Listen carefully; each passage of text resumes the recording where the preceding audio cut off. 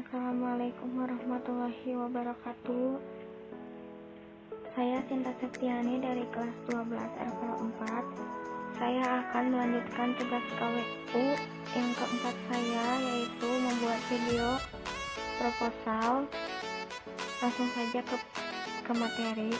Di sini saya membuat aplikasi kalkulator berbasis Android. Kata pengantar. Puji dan syukur kami panjatkan kehadirat Tuhan Yang Maha Esa yang telah melimpahkan hidayahnya sehingga saya dapat menyelesaikan tugas produk kreatif dan kewirausahaan tanpa ada suatu halangan apapun sesuai dengan waktu yang telah ditentukan dari sekolah. Proposal ini disusun berdasarkan pengalaman dan ilmu yang telah saya peroleh selama membuat aplikasi yang telah saya susun, dibuat dalam rangka memenuhi tugas dari sekolah. Dengan ini saya menyadari bahwa proposal ini tidak tersusun dengan baik tanpa ada bantuan dan dukungan dari guru yang bersangkutan. Saya menyadari bahwa proposal ini masih jauh dari kesempurnaan. Maka dari itu, kritik dan saran sangat saya harapkan demi kesempurnaan proposal yang saya buat ke depannya. Akhir kata, saya mohon maaf kepada semua pihak apabila pada penyusunan proposal terdapat kesalahan. Semoga proposal ini dapat memberikan sumbang saran dan pikiran kepada pihak-pihak yang memerlukannya. Daftar isi. Kata pengantar, daftar isi, bab 1 pendahuluan, ada latar belakang, batasan masalah, rumusan masalah, tujuan dan manfaat, tujuan pembuatan aplikasi kalkulator, manfaat pembuatan aplikasi kalkulator, dan saran. Bab 2, permasalahan umum. Ada analisis masalah, solusi. Bab 3, perancangan dan pelaksanaan. 1. Biaya proyek, 2. Tim pelaksana. Dan terakhir bab 4, desain dan perencanaan.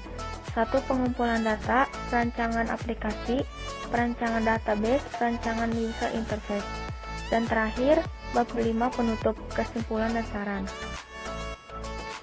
1. Bab 1, pendahuluan. 1. Latar belakang. Tak dapat dipungkiri jika kemajuan teknologi masa kini berkembang sangat pesat. Hal ini dapat dibuktikan dengan banyaknya inovasi-inovasi yang telah dibuat di dunia ini, dari yang sederhana hingga menghebohkan dunia. Kalkulator yang kita gunakan sekarang ini tidak serta-merta muncul begitu saja, melainkan melalui proses yang panjang dalam pembuatannya.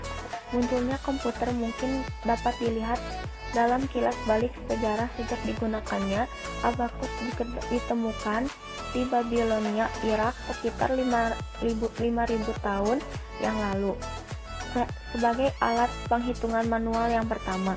Aplikasi kalkulator sederhana ini dari dulu hingga sekarang tetap digunakan. 2. Batasan masalah. Penulis membatasi masalah mengenai pembuatan aplikasi kalkulator untuk perhitungan sederhana dari inputan angka yang diinput oleh pengguna komputer. 2. Rumusan masalah. Apakah aplikasi kalkulator bisa menghitung dengan benar? 2. Bagaimana cara menggunakan aplikasi kalkulator? 4. Tujuan dan manfaat. 1. Tujuan pembuatan aplikasi kalkulator. Tujuannya yaitu, dari pembuatan aplikasi ini adalah mempermudah penggunaan menghitung dengan cepat dan waktu yang singkat. 2. Manfaat pembuatan aplikasi kalkulator. Ada 2, yaitu 1. Mempercepat proses perhitungan. 2. Mempermudah menghitung dengan benar. 5. Sasaran. Sasaran penggunaan kalkulator ini yaitu pelajar, mahasiswa, pegawai, dan masyarakat. Bab 2. Permasalahan umum. 1. Analisis masalah. Analisis masalah adalah kajian untuk mengetahui penyebab timbulnya masalah yang ada di aplikasi kalkulator tersebut. Berdasarkan dengan pengertian analisis masalah, dapat disimpulkan adalah 1. Bagaimana cara menghitung dengan cepat. 2. Bagaimana cara pengguna menggunakan aplikasi kalkulator. 2. Solusi. 1. Dibuatnya kalkulator. 2. Melakukan perhitungan sederhana atau lanjutan dengan aplikasi kalkulator di ponsel. Bab 3. Perancangan dan pelaksanaan. 1. Biaya proyek. Di sini ada biaya proyeknya. Bab 4. Desain dan perencanaan. 1. Pengumpulan data. Dalam tahap ini akan dilakukan pengumpulan data. Sumber data yang dikumpulkan dapat diklarifikasi sebagai berikut.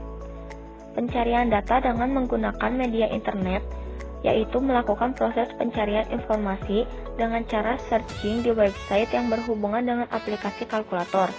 Referensi dalam buku yaitu menggunakan buku dalam mengamati aplikasi yang dibuat, mengumpulkan data yang berkaitan dengan aplikasi kalkulator. 2.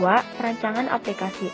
Rancangan aplikasi memiliki kebutuhan yang bertujuan untuk mengurangi risiko sistem gagal dikembangkan. Kegagalan pengembangan sistem umumnya terjadi karena sistem tidak memenuhi kebutuhan pengguna atau sistem tidak sesuai dengan proses bisnis yang berjalan.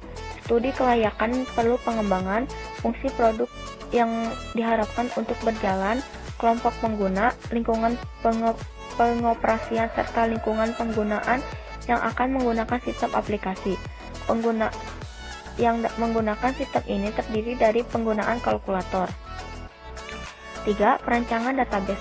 1. Admin. Aktor utama adalah admin. Tugas admin hanya merespon, mengakses, dan mengedit dalam aplikasi kalkulator ini. 2. User. Pengguna hanya dapat mengetikkan angka yang mau dihitung atau dijumlahkan. 4.